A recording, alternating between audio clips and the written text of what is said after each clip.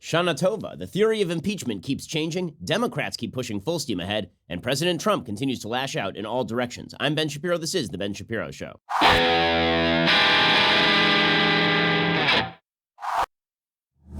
So when last we left our impeachment story, last Friday, I was preparing for Rosh Hashanah. I figured not much would happen over the weekend. And it turns out not much did happen over the weekend, except that the theory of impeachment keeps changing. So back on Thursday and Friday, the theory of impeachment seemed to still be sort of that President Trump had engaged in a quid pro quo with the Ukrainian government in which he basically threatened to withhold aid, American aid, military aid to Ukraine in exchange for the Ukrainian government checking out his chief domestic political opponent, Joe Biden. Well, as it turns out, over the past couple of days, it appears, and I'm just catching up on the news, it appears that the theory of impeachment is now changing. It is malleable. That Democrats weren't able to come up with the quid pro quo they were seeking on the specific transcript of this phone call that Trump had with Ukraine. And so now they are attempting to construct another impeachment-based crime, and that would be obstruction of justice. They are trying to come up with some rationale why they can blame the Trump administration for blocking the investigation. Now, it doesn't matter that the Trump administration turned over the transcript. It doesn't matter they turned over the whistleblower report. It doesn't matter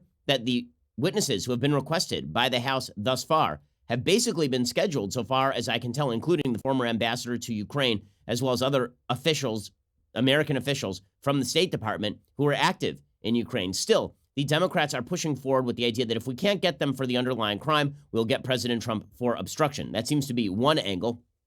And then there's the generalized Democratic angle, and you can see this happening in the press, which is that impeachment isn't truly about what Trump did here. Impeachment isn't truly about any specific criminal allegation. Impeachment is about Trump being a poo-poo head. That really seems to, that's the case. And as we'll see today, the Democrats keep broadening out the case. So we are now seeing them begin to speak with more and more wild language about what a bad guy Trump is. Well, Trump may be a bad guy, according to Democrats. That is not an impeachable offense. Being somebody that people don't like, being somebody who acts in ways you don't like, that's not impeachable. I didn't like Barack Obama. That dude was not impeached. Okay, Bill Clinton was impeached, but that was for a specific crime. That was not because people didn't like his tax policy in 1994. We had an election to fix his tax policy in 1994.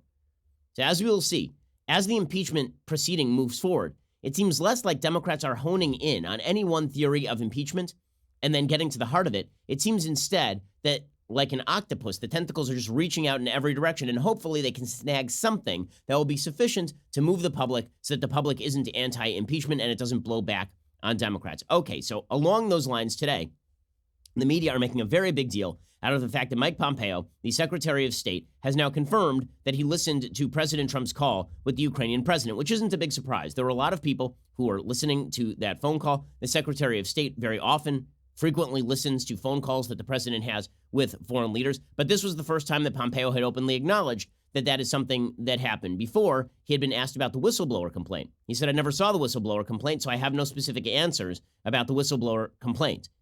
But he never said that he was on the call itself. So Democrats, of course, are jumping to, well, this means that it was a cover-up. This means that it was a cover-up. Except that it's not a cover-up since he just said it. He just, the Democrats keep doing this. They did it with Mueller.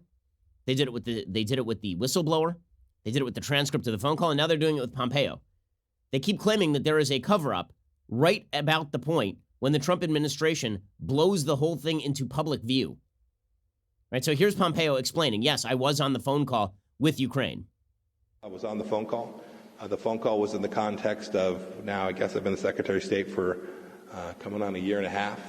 I know precisely what the American policy is with respect to Ukraine. It's been remarkably consistent, and we will continue to try to drive those set of outcomes. It's what our team, including Ambassador Volker, were focused on, was taking down the threat that Russia poses there in Ukraine. Okay, so he was immediately asked, of course, whether Trump did anything inappropriate on the call, and he demurred to answer that question. He just declined to answer the question. Why? Well, because the fact is that the president could have done things that are inappropriate but not impeachable, but the fact is that Pompeo also works for Trump. Trump is particularly thin-skinned when it comes to this sort of stuff. He doesn't like when his own officials are out there saying that he does stuff that they don't approve of. This is what happened to John Bolton, and Mike Pompeo isn't about to fall into that trap.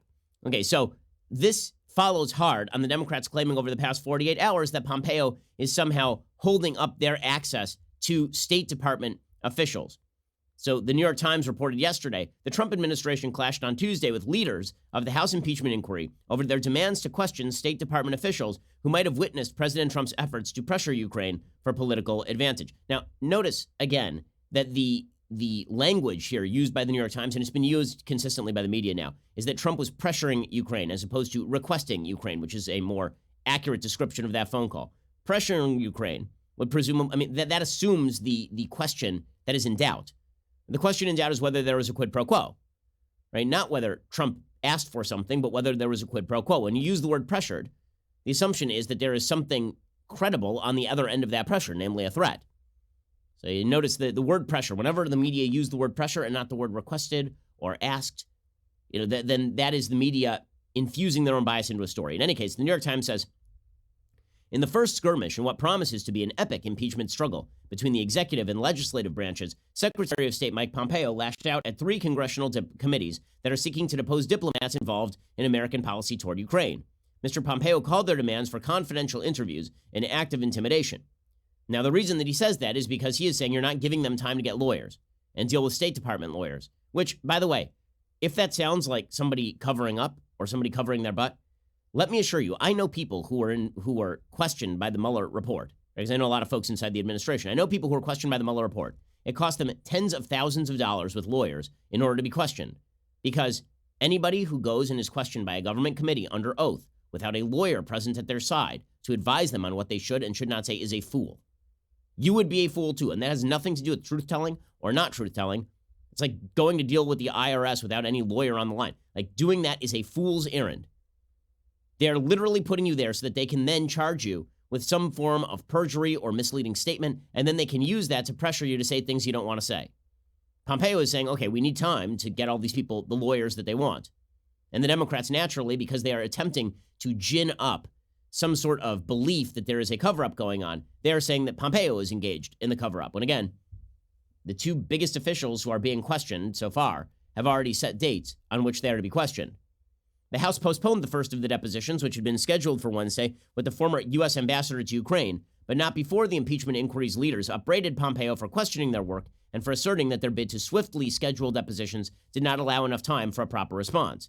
The latest standoff unfolded as lawmakers were unexpectedly put on notice Tuesday afternoon that they could soon be provided with new evidence related to the State Department and Ukraine, a twist that could add crucial information to their investigation and potentially complicate Mr. Trump's efforts to block it. We'll get to what exactly that crucial piece of information is and why Democrats in the House are extraordinarily excited about a visit from a member of the State Department. We'll get to that in just 1 second. First, let's talk about going to the post office. The fact is, post office, pretty great place, but do you really want to schlep all your packages in the back of your car and then go down to the post office and wait in line?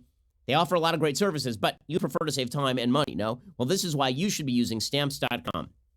Stamps.com brings all the amazing services of the U.S. Postal Office directly to your computer. Whether you're a small office sending invoices or an online seller shipping out products, even a warehouse sending thousands of packages a day, Stamps.com can handle it all with ease. Simply use your computer to print official U.S. postage 24/7. Any letter, any package, any class of mail, anywhere you want to send it. Once your mail is ready, just hand it to your mail carrier or drop it in a mailbox. It is indeed that simple. Stamps.com, it's a no-brainer. Saves you time, saves you money. It's no wonder over 700,000 small businesses already use Stamps.com. Last time I went to the post office, I got a parking ticket because there's only one thing that the authorities in Los Angeles are good at. And no, it is not cleaning up the streets. It is giving parking tickets. So I vowed from then on, I will only use Stamps.com. So far, I have kept to my vow and it has saved me time and money. Right now, my listeners get a special offer. It includes a 4-week trial, plus free postage and a digital scale, no long-term commitment. Just go to Stamps.com, click on the microphone at the top of the homepage, type in Shapiro. That is Stamps.com, enter Shapiro. Okay, so why are the House Democrats so excited? Because the State Department's independent watchdog wrote to several House and Senate committees to request a last-minute meeting on Wednesday to discuss and provide staff with copies of documents, according to an invitation reviewed by the New York Times. So they're very excited. Ooh, what are the documents going to be? Well, we don't know yet. Maybe when we know, then we can determine whether, in fact, there was either a quid pro quo or a cover-up, but at this point, we do not have evidence of either. It said the documents had been given to the Inspector General, Stephen Linick, by the State Department's acting legal advisor, but did not provide additional information or indicate whether Mr. Pompeo was aware of the action. Mr. Linick's office has not responded to calls or emails seeking comment for 2 days. The bitter back and forth, according to the New York Times, only 1 week after the House started its impeachment inquiry, foreshadowed what could be a consequential fight between the administration and House Democrats. They are determined to quickly nail down facts at the heart of the whistleblower complaint. Well, maybe the whole purpose of the speed is because they know that the executive branch is not going to want to comply that quickly, because it's actually kind of complicated to comply with subpoenas from the executive branch. You have to determine, for example, what is classified and what is not classified, what the president is going to declare executive privilege over, and what he is not. You have to make sure that everybody gets lawyers. So, by artificially boosting the timeline, perhaps the goal here is for Democrats to actually create exactly the sort of conflict they are pretending they wish to avoid. The White House is just as determined to thwart or at least slow the investigation. I do love the New York Times language there. They're just as determined to thwart or at least slow the investigation. Well, which is it? Thwart or slow? Why don't you just say that they are determined to slow?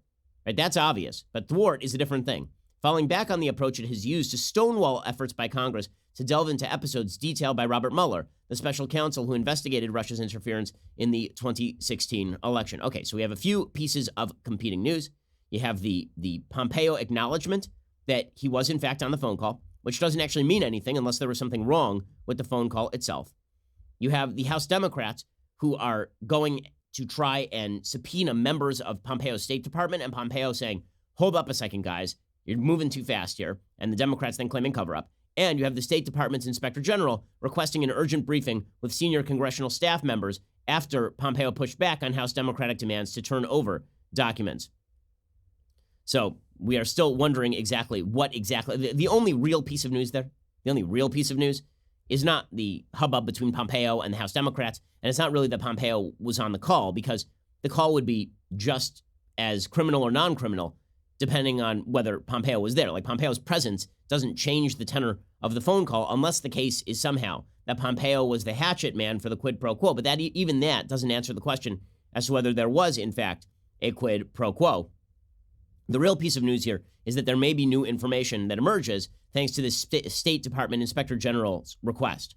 One congressional aide described the state's Inspector General's request as highly unusual and cryptically worded. The Inspector General again said the reason for the briefing was that they had obtained documents from an acting legal advisor in the State Department. But as I say, all this talk about the Trump administration preventing members of the Trump administration from testifying, not so much. The former U.S. Special Envoy to Ukraine, Kurt Volker, is set to appear on Thursday, and Kurt Volker is the one who allegedly was texting with Rudy Giuliani. So we're going to find out some more information there. Was he texting with Giuliani because the Trump administration, in efforts to procure the quid pro quo, had deputized Giuliani from the State Department in order to go over there and dig up dirt with the Ukrainian government? Or was Kurt Volker basically just a guy in Ukraine who was working for the government, knew Rudy Giuliani? Giuliani called him up and said, I'd like to talk to X. And he said, okay, here's his phone number. We're about to find that out. Meanwhile, Tuesday, the testimony of former U.S. Ambassador to Ukraine, Marie Yovanovitch, which had been scheduled for Wednesday, is now going to occur next Friday. So again, they keep saying this is a cover-up. She's going to wait like a week and a half. That's not a cover-up. 3 committees, the House Foreign Affairs, Intelligence, and Oversight panels, have scheduled the depositions as part of their probe into whether the president solicited help from a foreign government to dig up dirt on his political opponent. And again, that remains the central issue, but we are not seeing any additional information as of yet that suggests that the quid pro quo either took place or that was even threatened. Remember, last week, we uncovered 3 separate stories that suggested that the Ukrainian government didn't even know that military aid was on the line. And even the aspects of the transcript that look like they are dealing with military aid, where you have Zelensky, the president of Ukraine, talking about buying Javelin missiles. I was informed by somebody in the defense arena, shall we say, that even that has nothing to do with the so-called quid pro quo with regard to military aid. That had to do with Zelensky trying to butter Trump up by saying he wanted to buy javelins, meaning that actually the entire call was just Zelensky trying to butter Trump up, because foreign leaders are constantly trying to butter the president up. That doesn't mean that the president was actually threatening. Meanwhile, the House is threatening to subpoena the White House for Ukraine records. On Wednesday, the House threatened to subpoena the White House if it did not comply by Friday with requests for a broad range of documents relating to President Trump's efforts to pressure Ukraine into investigating Joe Biden and his son. Again, there's the word pressure again. Representative Elijah Cummings of Maryland, the chairman of the Oversight and Reform Committee, notified his committee of the impending subpoena on Wednesday. He said the White House had thus far ignored Congress's voluntary request. He said, I do not take this step lightly. Over the past several weeks, the committee's tried several times to attain voluntary compliance with our request for documents. Wait up. what is this past several weeks business? I mean, what exactly is that supposed to mean? Like this whole thing happened 5 seconds ago. I mean, it's only been going for 2 moments so far as we can tell. So, yeah, again, this seems like thus far overblown. Democrats trying to accelerate the timeline specifically so that the White House will buck the timeline. And Cummings threatening a subpoena is obviously an escalation along these lines. The subpoena threat comes as House Democratic leaders are preparing to lay out steps in their rapidly unfolding impeachment inquiry. And we'll find out what the State Department Inspector General is about to say as of today. Okay, in just a second, we're going to get to President Trump's response to all this. Plus, Bernie Sanders hospitalized. A heart stent has been inserted. He had a heart problem, heart surgery. All of his campaign events have been canceled. Obviously, thoughts and prayers to Bernie Sanders. You may disagree with him. You may think that he's a bad guy. I think that his political beliefs are awful, but you don't want to see anybody who is not a terrorist, basically, or a murderer in this position. And so thoughts to his family, even if I wildly disagree with all of Bernie Sanders' politics. Apparently, he is conversing and in good spirits. He'll be resting up over the next few days, according to senior advisor Jeff Weaver. We are canceling his events and appearances until further notice. Obviously, on a political level, that spells doom for Bernie Sanders' campaign, and it probably means that Elizabeth Warren is the Democratic nominee, which was the direction that this was moving anyway. So that is indeed a piece of enormous news. We'll get to more on Bernie Sanders and more on President Trump and the impeachment effort in just 1 second. First, let's talk about hiring.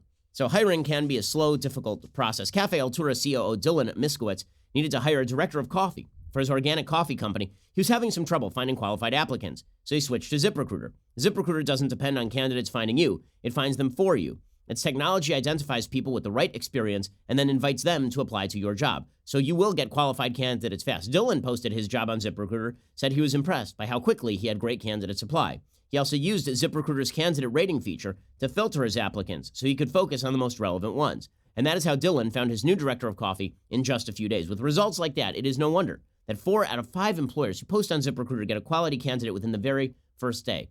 And here at the Daily Wire, we have tons of employees, and we are constantly thinking about how to upgrade those employees. Like, say that you had an employee named Donovan, and the guy just looked like Henry Cavill. I mean, the guy was just a studly-looking dude. And you thought to yourself, it's really intimidating to have this person around the office. I'd like to replace this Donovan fellow with somebody who's not quite as good-looking without violating the appropriate laws. Well, I would be going to look at ZipRecruiter.com. See why ZipRecruiter is effective for businesses of all sizes. Try ZipRecruiter for free at our web address, ZipRecruiter.com/dailywire. That is ZipRecruiter.com/DAILYWIRE. ZipRecruiter.com/dailywire. ZipRecruiter is indeed the smartest way to hire. Okay, we'll get to more of that Bernie Sanders stuff in just a minute because at the moment it is breaking news. But President Trump, meanwhile, is blowing back against the whistleblower.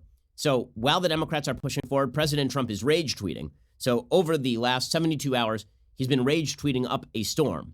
And this is where the Democratic case has shifted. And you're starting to see it shift from maybe Trump did something criminal to Trump is a big poo-poo head. Really, because Trump started tweeting a lot of stuff and then people were like, oh my God, I can't believe he tweets all this stuff. Okay, if you still find Trump tweeting like a madman somehow shocking, appalling, so if it adds a new level of pressure to your day and stress to your day, if you believe that this is like every time he tweets, it's a new level of low, may I suggest that you take a chill pill? Because the fact is that this is what Trump's going to do. It's what he's always done. It's so funny. Whenever I say this, people are like, well, if Obama tweeted this, you'd take it seriously. Correct. Because Barack Obama was a serious human being.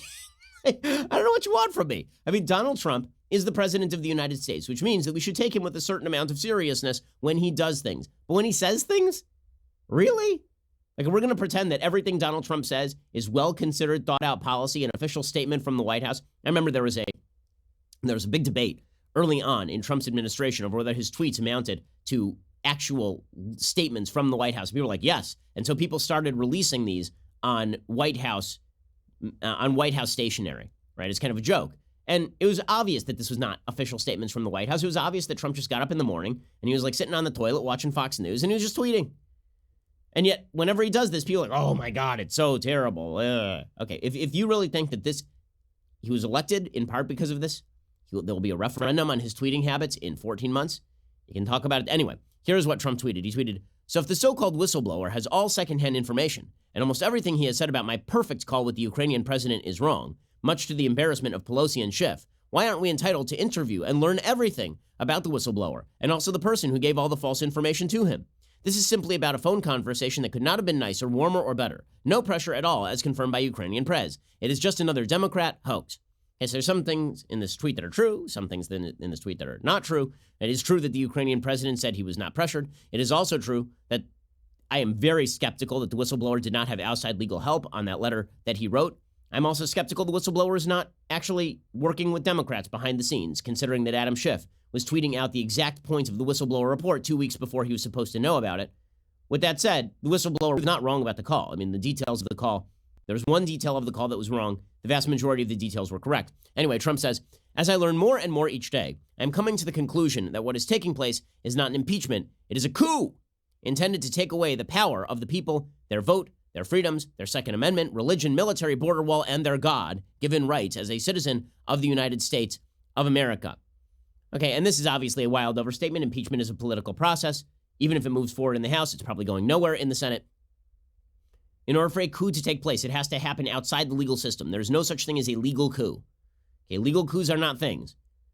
Right? They're things that can be done to oust an illegal dictator, but working within the system to oust a sitting president within the impeachment system is not, in fact, a coup. And for President Trump to call it that is dumb.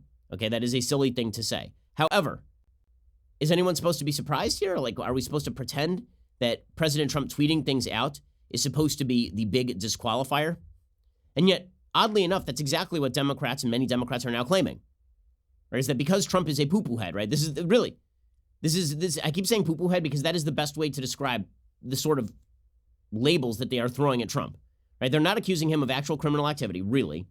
They're not accusing him of violating his oath of office in any serious way. They're accusing him of being somebody who they don't like, who mouths off a lot on Twitter. And that, I guess, is their case for him being impeachable. And I don't really see that. I got to be honest with you. Usually impeachment requires a crime. And so you see, for example, Joaquin Castro, who's out there, the failing Democratic, well, he's a representative, right? The Representative Castro. And he is a 2020 Democratic candidate for the presidency.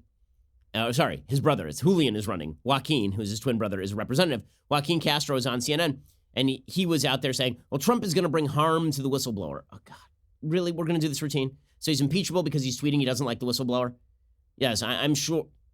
Like, really, this Democratic line, which is so irritating and so stupid and has been trotted out by people like Ilhan Omar repeatedly, that if you criticize her, if you say that she's a bad congressperson, you're actually threatening her with violence. As somebody who has 24/7 security because of legit threats of violence, I can pretty well tell the damn difference between a threat of violence and people who just don't like what I say and are saying mean things about me.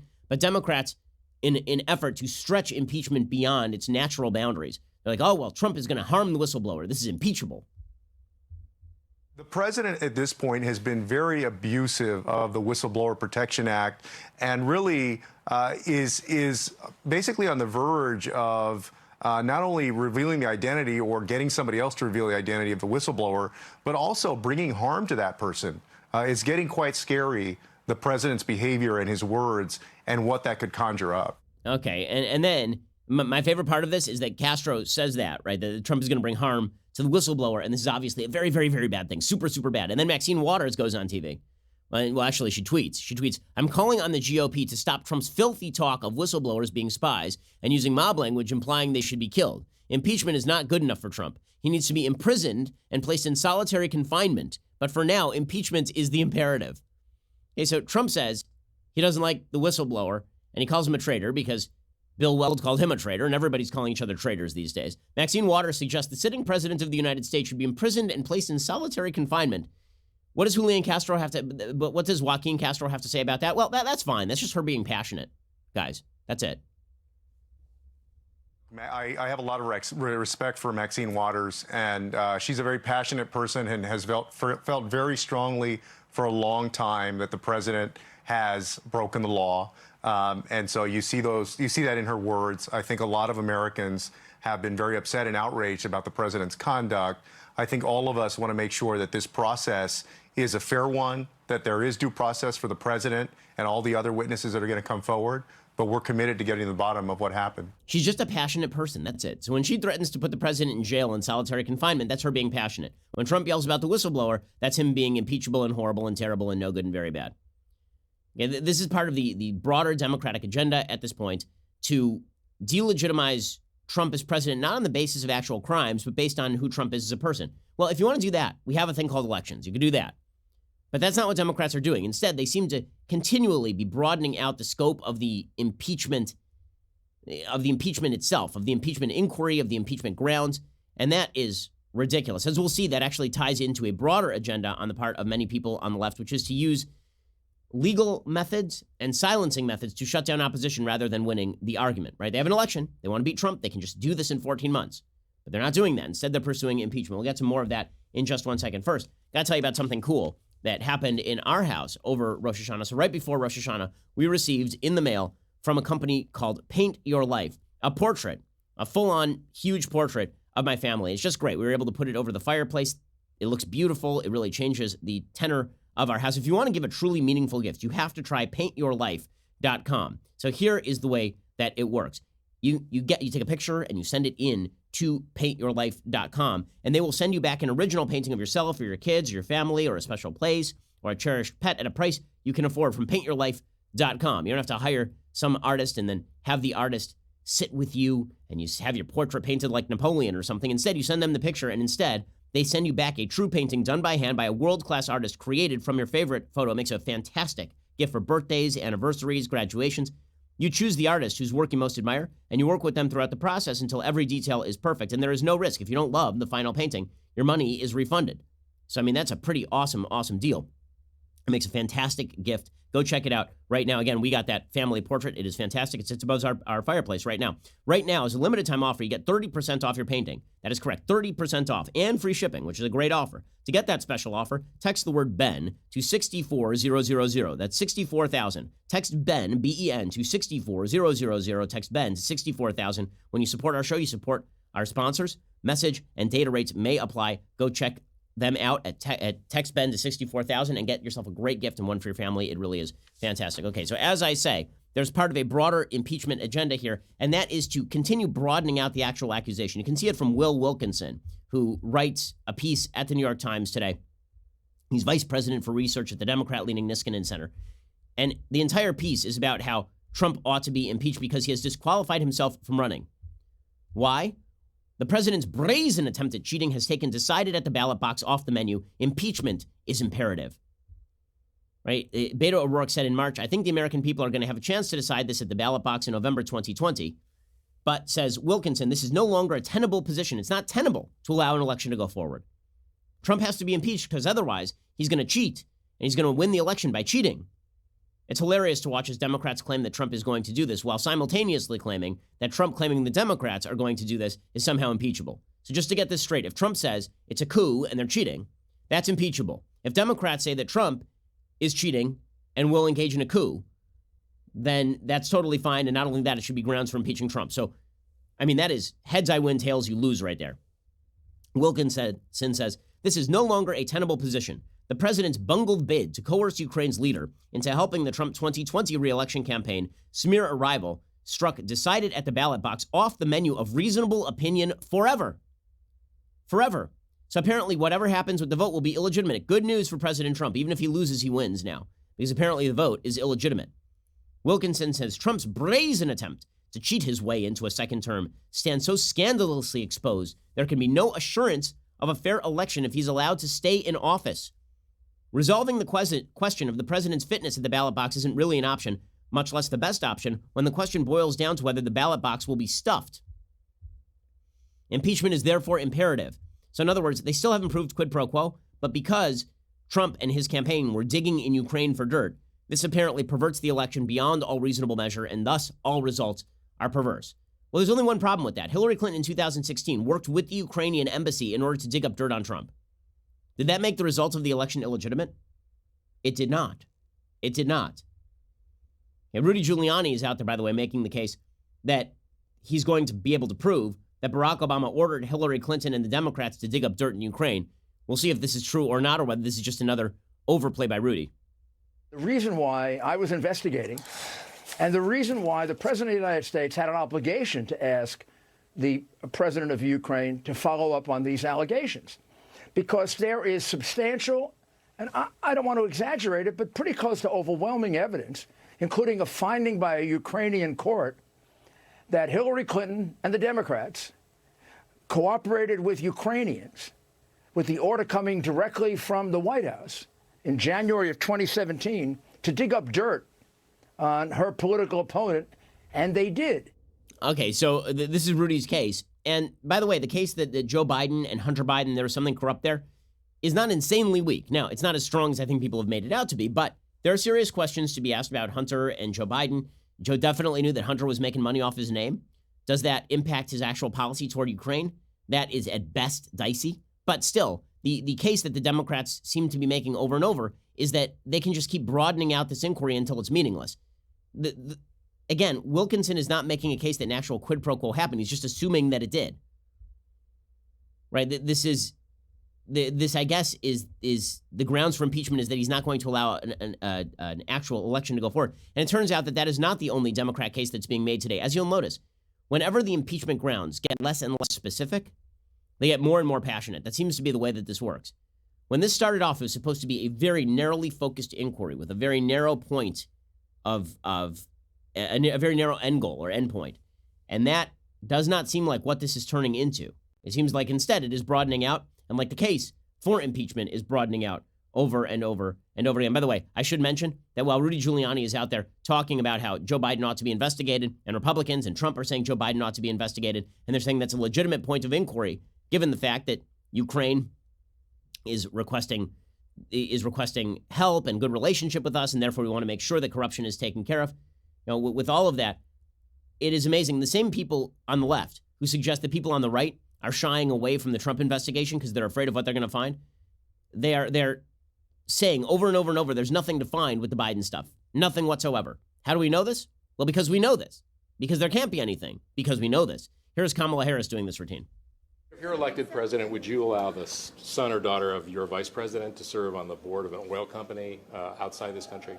Probably not. But I think that the problem that we've got, again, with this issue is that it's a distraction from the fact that, look, as far as I'm concerned, leave Joe Biden alone. Just leave him alone on this issue of what this president has done that has been about corrupting America's democracy, being in cahoots with a foreign leader to yet again try and manipulate the election of the president of the United States. Bad judgment, though? I'm not going to be distracted by what this president is trying to play. Okay, my favorite part of that is where she starts laughing hysterically about Joe Biden and his son. That's always a good sign. When Kamala Harris laughs nervously, you know that she thinks there's actually a there. Okay, we'll get to more of this in a second. Plus, of course, Bernie Sanders effectively dropping out of the race today thanks to a health problem. We'll get to that in just 1 second. First, great news for Another Kingdom fans. The third final season is here at last this Monday, October 7th. Episodes 1 and 2 will be released. But if you're a subscriber, you get exclusive access to both of those episodes this Friday, October 4th. So do not wait. Subscribe now. Also, seasons 1 and 2 are available on dailywire.com and iTunes and YouTube. Make sure you check those out and get caught up. And as I say, you should go subscribe generally, because the fact is there are people on the left who, as we will see, are very much interested in destroying the ability of conservatives to get their message out. When you subscribe, you make sure that we can continue to bring you the truth and the analysis that you need. When you get the annual subscription, you get this, the very greatest in beverage vessels, the Leftist Tears Hot or Cold Tumbler. It is indeed magnificent. Go check that out right now for $99 a year. You'll make your life better, or $9.99 a month. We are the largest, fastest growing conservative podcast and radio show in the nation.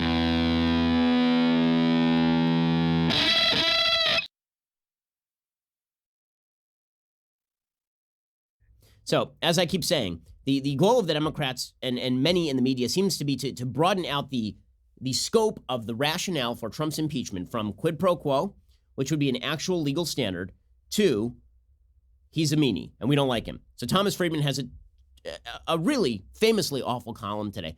Thomas Friedman is an awful, awful columnist. I've said for years that if you want Thomas Friedman to write a nice column about you, all you have to do is offer him a hotel suite and a nice place for a night. He would go to Iran and people would offer him a nice hotel suite, and Thomas Friedman of the New York Times would be like, Iran, a wonderful open country with a regime that has been misunderstood. If you buy him a nice suite in China, he'll write you a piece about how the United States should emulate China's one-party system. Well, today, He has a piece in the New York Times talking about how to impeach Trump, and here's how it opens. You ready for this? I'm going to discuss impeachment today, but first I want to talk about the National Symphony Orchestra's opening concert and gala last Saturday night. It was very revealing. At mid-concert, the chairman of the Kennedy Center, David Rubenstein, came out to greet the audience and the VIPs. He welcomed the different ambassadors, and then he went through the cabinet members present and then the Supreme Court justices. He introduced Justice Samuel Alito, who got a smattering of applause. Then he introduced Justice Ruth Bader Ginsburg, seated in the balcony. First, many women in the audience stood up to applaud, and then everyone stood up, and then everyone applauded, and then everyone applauded more, and then some people cheered, and then some whistled, and it went on and on. It was extraordinary. I've been to a lot of Kennedy Center concerts, and a few when the president sitting in his official box was introduced, but I've never witnessed anything like the reception for Justice Ginsburg. And this was not a totally liberal audience. There were many older GOP donors and corporate types here. Okay, just quick note, it was pretty much a totally liberal audience. It's the Kennedy Center event, okay, in New York. That means there are like 7 Republicans. And if they are Republicans in New York, good shot that they are not really hardcore Republicans. They're in New York. This was a spontaneous, bipartisan expression of respect for and longing for a national leader of integrity and humility. By the way, Ruth Bader Ginsburg is an awful justice. Okay, I also pray for her health because the fact is we should pray for the health of all of our officials in public positions, but she's a terrible justice who has ruled terribly on virtually every major ruling of the last 30 years. But basically, Friedman is saying Ginsburg is a person of class who unifies the country, but Trump is classless and should be impeached. So that's Thomas Friedman's case. So we've had Will Wilkinson's case, which is Trump won't let an election go forward, which is nonsense. And then you have Friedman's case, which is everyone likes Ruth Bader Ginsburg. And then you get Susan Rice's case, which is that nothing says we should write about impeachment and corruption in foreign policy like Susan Rice, a woman who lied repeatedly to the American public about Benghazi, writing in the New York Times. She was the national security advisor from 2013 to 2017 under Barack Obama. By the way, you want to know what drives the right so fully insane about all of this? Is the fact that you've got Democrats sitting there on their high horses when they engaged in nearly the same activity repeatedly. Whether you're talking about Hillary seeking dirt on Donald Trump from the Ukrainians, or whether you're talking about Barack Obama pledging flexibility to the Russians openly on mic. Okay, but you get Susan Rice writing for the New York Times about Trump should be impeached. Why? Well, because Joe Biden is innocent. Right? She says Joe Biden is innocent and Trump is guilty because she says that Biden had nothing to do with the Obama policy and that Biden is fine and that Biden was backing a good policy. Nothing there about how it was inappropriate for the Obama administration to let Biden run up the Ukrainian policy, to lead up the Ukrainian policy when his son was earning money off his name in Ukraine while working with groups that were under investigation. Nonetheless, Susan Rice making the idea, pushing the point that the Trump administration is the corrupt administration as opposed to the beautiful, wonderful, great Obama administration. I mean, you want to drive people nuts? This is the way to do it. I mean, this is full-on gaslighting at this point. Right? She says, the differences in these two engagements are stark. In Biden's case, the purpose of the intervention was to pursue a widely accepted U.S. policy objective in the full light of day. In Trump's case, it was to advance a personal political interest in opposition to the national interest, and it was deliberately hidden from view. Was it deliberately hidden from view that Trump wanted Giuliani in Ukraine? I mean, we've known for 2 years that Giuliani is running around in Ukraine. And as it turns out, the Washington Post agreed. I mean, they reported that the transcript of the call was not hidden for purposes of this specific call was bad, but because Trump hides all the transcripts because all of them leak. This is the stuff that drives Republicans up a wall. It drives conservatives up a wall. You'll see articles from the press repeatedly suggesting that Trump is engaged in corruption, where if you just flip the parties, they'd be talking about how great it was. A perfect example today. There's a piece in the Washington Post called A Presidency of One, Key Federal Agencies Increasingly Compelled to Benefit Trump. Have you maybe you noticed, by the way, that that Obama did the exact same, like there was the Obama IRS scandal, there was the Obama Health and Human Services scandal. There was Obama utilizing his DOJ as a protection racket for himself in Fast and Furious. But apparently, according to the Washington Post, it is a great shock that the head of the executive branch is also the head of the executive branch. And they point out that a series of disclosures has illuminated President Trump's command over key federal agencies, revealing how he has compelled them to pursue his personal and political goals, investigate his enemies, and lend legitimacy to his theories about the 2016 election. Yes, that's called being the head of the executive branch. This stuff drives Republicans up the wall for a reason. Again, if we were talking about Obama, the press would be cheering right now. By the way, the best case in point, Eric Holder, the head of the DOJ, the attorney general, who suggested that he was Barack Obama's wingman, now says that Attorney General William Barr may have crossed political lines. Eric Holder said that. Are we supposed to not laugh out loud? To see how the president is now involved in trying to help the attorney general in that effort gives me pause. I think the attorney general needs to be a little more sensitive to the appearance that gives. You have to not only be substantively neutral, you have to appear to be neutral when you are the attorney general of the United States. And I fear that he has crossed a political line. I mean, does this man own a mirror? Are mirrors illegal where Eric Holder lives? You have to appear to be neutral. You literally call yourself Barack Obama's wingman. He declared executive privilege on your behalf in Fast and Furious. This sort of stuff. It's because there's a generalized belief in the United States that there's a miasma of corruption in Washington, D.C., that the swamp exists, that when Trump is kind of swampy sometimes, people are like, okay, well, and?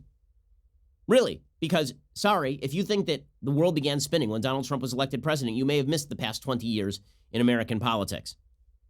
And meanwhile, I think that this is part of a broader agenda, unfortunately. Impeachment is indicative of a broader lefty mindset that has set in, which is that even if you don't have the goods, you use what you have to silence your opposition. Again, there's an election in 14 months. All the Democrats have to do, if they wish to win, is simply go forward to the election and make a good case for themselves. Instead, they're pushing impeachment. And this is part and parcel of a broader, radical left attempt to shut down all opinions they do not like. And so, for example, you have Kamala Harris suggesting today that Donald Trump's Twitter account should be suspended. He's the president of the United States. Here she is on CNN, desperately seeking attention. I mean, she's basically killing a rabbit for attention. Here she is. When you look at what he's been tweeting today, directed at the whistleblower, directed at so many people, I frankly think that based on this and all we've seen him do before, including attacking members of Congress, that he frankly his Twitter account should be suspended. When the President of the United States speaks, her words are very powerful and should be used in a way that is not about belittling, much less harming anyone. And this president has, I think, never fully appreciated that responsibility. Be barred from Twitter, according to Kamala Harris. It's funny how comfortable the left is with deplatforming people they just don't like. Kara Swisher makes the same case. This is the same Kara Swisher who once suggested to Susan Washkicki, the head of YouTube, that I should be barred from YouTube because her son watches my videos.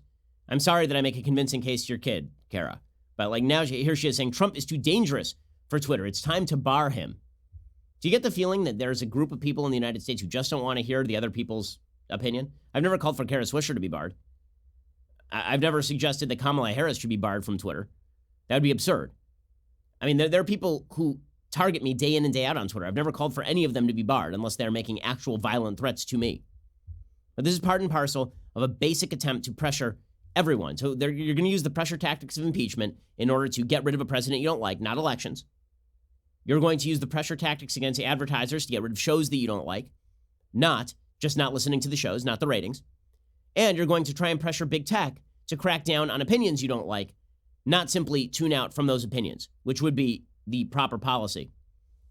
Which, by the way, raises the issue. Facebook has now put forward a policy about elections. Nick Clegg, who's the VP of Global Affairs and Communications, put forward this policy. And it's a pretty decent policy. The basic policy is that they are not going to referee political debates and prevent a politician's speech from reaching its audience and being subject to public debate and scrutiny. So, Facebook exempts politicians from third-party fact-checking programs. So, very often, Facebook has what I think is a dumb system of third-party fact-checkers who are very often left.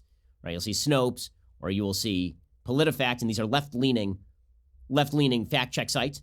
And they will use that as an excuse to go after particular stories. I've always argued that that's foolishness because bad data in means bad data out. There are very few right-wing fact-checking sites. There probably should be one, but there aren't.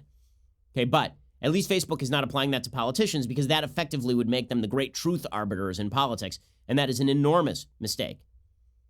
They said we will not send organic content or ads from our politicians to third-party fact-checking partners for review. When a politician shares previously debunked content, including links, videos, and photos, we plan to demote that content, display related information from fact checkers, and reject its inclusion in advertisements. Again, all of this seems perfectly reasonable. Doesn't matter. Facebook is being attacked. Why? Because the left would like to turn Facebook into the arbiter of truth, but the lefty arbiter of truth. That's why Elizabeth Warren is targeting Facebook too. Again, this is not about Elizabeth Warren just disliking Facebook as a big company. This is about the Democrats threatening Facebook so they can control of it politically. And Mark Zuckerberg knows this, by the way. Right? There was leaked audio of him over the weekend pointing out that Elizabeth Warren was an existential threat to his company. She is. She's an existential threat to big tech. And while the right may celebrate the downfall of big tech, the fact is you don't want Democrats in control of big tech. That's really what this is about for Democrats. In the same way they want to bar Trump from Twitter, they would like to see Facebook broken up so they can then control Facebook and determine what it is that you see and you hear. And naturally, the press are cheering this on. Right? The New York Times has a headline, Zuckerberg hates Warren's plan to break up Facebook. She doesn't care. Well, okay, so what? So what? I mean, who is the aggressor here? Mark Zuckerberg built up a bajillion-dollar company that affects billions of people around the world.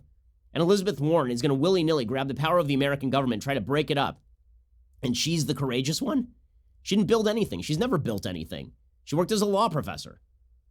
It's all very silly. Okay, meanwhile, got to give you the update on Bernie Sanders. As I mentioned earlier, Bernie Sanders has now had a heart stent surgery after chest discomfort. According to Politico, breaking news, Bernie Sanders experienced chest discomfort during a campaign event on Tuesday. He had 2 stents inserted to address a blockage in an artery, his campaign announced. He is, 78 years old, so this is not exactly a massive shock. How old is Bernie now? Is he 80? I think he may be 80. So he's 78. I was right the first time. He's getting up there.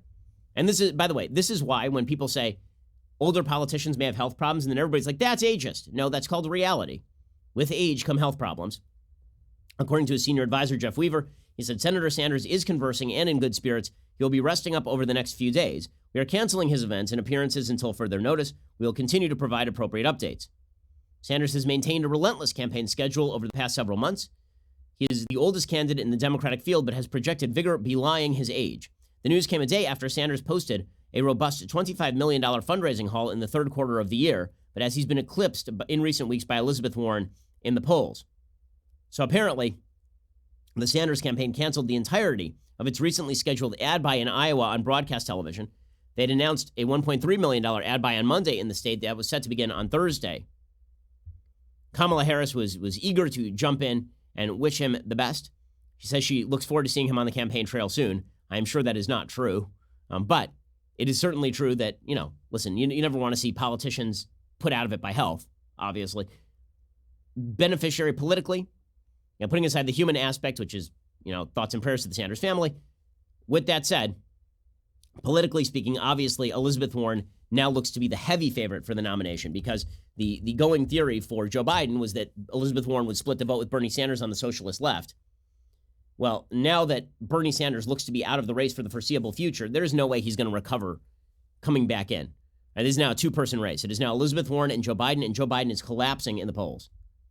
According to the national polling average, Biden is up just 1.5 points on Elizabeth Warren. There are now several polls that show them in a dead heat. There's an Economist YouGov poll that came out yesterday showing that Warren is now up 6 on Biden. There's a Monmouth poll showing that Warren is up 3 on Biden. So Warren is obviously in commanding position in the early running here. She is leading in Iowa. Sanders was at 12%. All of that probably kicks to Elizabeth Warren. In New Hampshire, Elizabeth Warren is again running within the margin of error. In Nevada, she is running inside the margin of error. The betting odds on Elizabeth Warren are now up to 49% to Biden's 22%. So she is the prohibitive favorite in this election. That means that what we are looking at right now is Donald Trump versus Elizabeth Warren. And that, by the way, does explain, at least in part, why the Democrats are moving forward with the impeachment inquiry, even if they're not able to come up with any hard evidence of a quid pro quo. That is, if they can portray Trump as corrupt, and then they can portray Elizabeth Warren as the fighter against corruption, the populist fighter against corruption, she wins. Well, that's a very scary prospect because she's a dangerous politician with wild left views. Man, there's going to be one hell of a race.